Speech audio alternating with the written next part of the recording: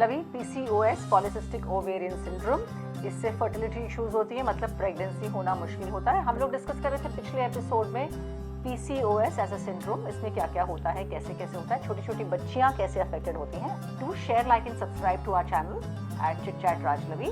Will be very happy to see you join us. Lovey, just asking you one question, थोड़ा हटके बच्चों के बारे में सोचिए। ये उम्र वो होती है जब हर लड़की बहुत सुंदर लगना चाहती है।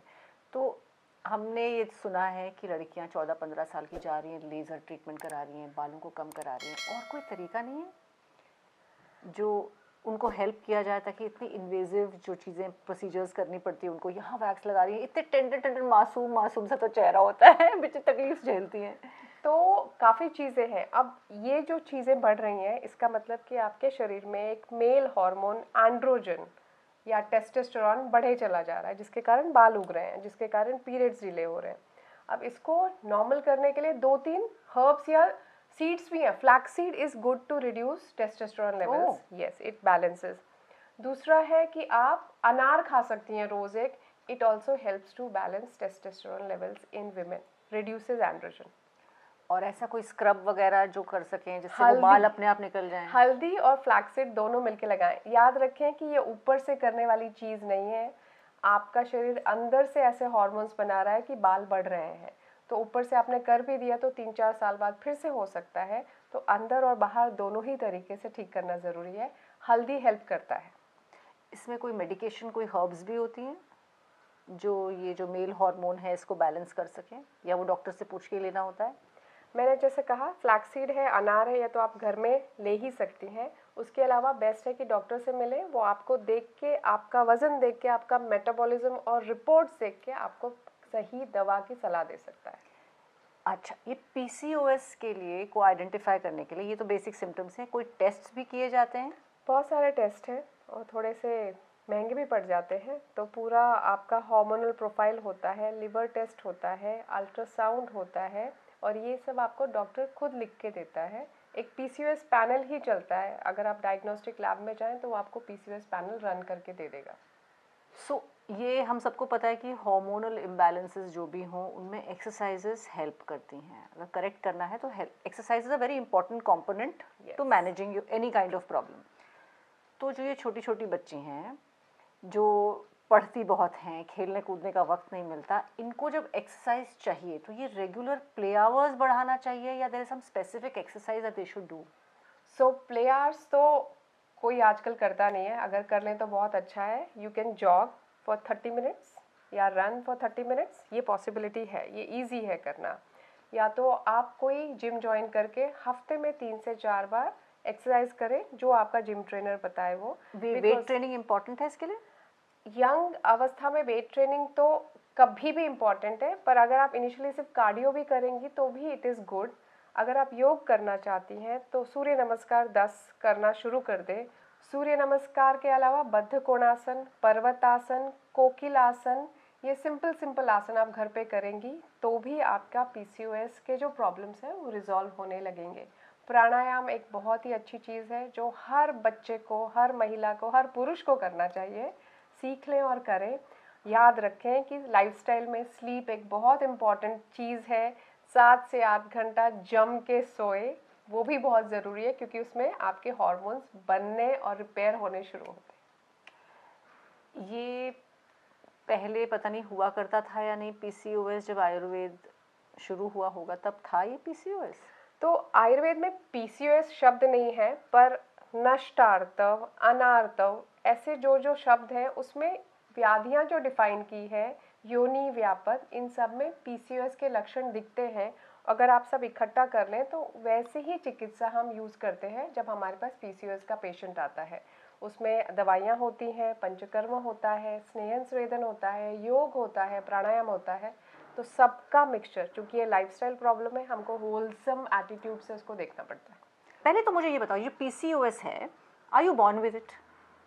Sometimes it could be genetic, that you are born with certain problems related to ovaries which can become PCOS. Yes, it has a genetic component. अब जब फर्टिलिटी तक बात आती है, अब मुझे पता है कि समझो कि मुझे PCOS है और मुझे शादी करनी, बच्चे भी पैदा करने हैं, तो मुझे बच्चे पैदा करने में दिक्कत होगी? बिल्कुल होगी, क्योंकि अगर आप देखें तो पीसीओएस का प्राइमरी सिम्टम है इर्रेगुलर पीरियड्स। हर लड़की को, हर महिला को साल के 12 महीने 28 से 30 दिन में पीरियड्स आते हैं। दैट मीन्स कि उनको हर महीने ओव्यूलेशन हो रहा है। ओव्यूलेशन यानी आपकी ओवरी एक बीज बनाती है। अगर आप मैरिड हैं या आप बच्चे करना चाहती हैं तो ये बीज स्पर्म से मिलता है और कंसेप्शन हो जाता है। अगर ये बीज हर महीने नहीं बनता तो आप देखेंगे आपके पीरियड्स इरेगुलर होने लगते हैं। तो जिनको पीसीओएस है उनका ये ओव्यूलेशन प्रॉब्लम रहता है। कई बार 2-2, 3-3 महीने उनको पीरियड्स नहीं आते, मतलब कि उतने दिन ओव्यूलेशन नहीं हुआ है। ओव्यूलेशन होने के 14 दिन बाद ही पीरियड्स आते हैं। कई बार ओव्यूलेशन होता है बट ओवम की क्वालिटी अच्छी नहीं होती, इसलिए भी प्रेगनेंसी नहीं होती है। इसलिए पीसीओएस एक इनफर्टिलिटी का कारण है इंडिया में।